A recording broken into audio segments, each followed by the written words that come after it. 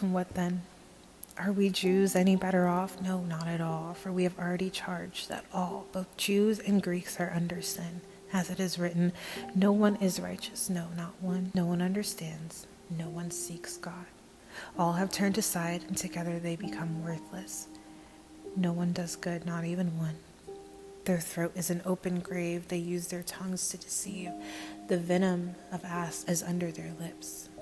Their mouth is full of curses and bitterness. Their feet are swift to shed blood, and in their paths are ruin and misery. And the way of peace they have not known. There is no fear of God behind their eyes. Now we know that whatever the law says, it speaks to those who are under the law, so that every mouth may be stopped, and the whole world may be held accountable to God.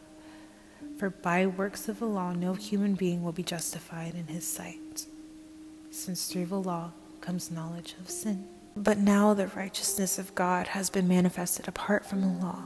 Although the law and the prophets bear witness to it, the righteousness of God through faith in Jesus Christ for all who believe. For there is no distinction, for all have sinned and fall short of the glory of God, and are justified by his grace as a gift, through the redemption that is in Christ Jesus, whom God put forward as a propitiation by his blood, to be received by faith.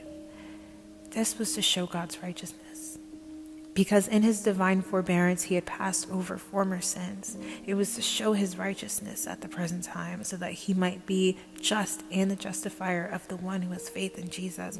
Then what becomes of our boasting? It is excluded. By what kind of law? By a law of works? No, but by the law of faith. For we hold that one is justified by faith apart from the works of the law. Or is God the God of the Jews only?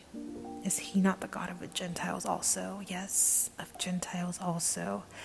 Since God is one, who will justify the circumcised by faith and the uncircumcised through faith. Do we then overthrow the law by faith? By no means. On the contrary, we uphold the law.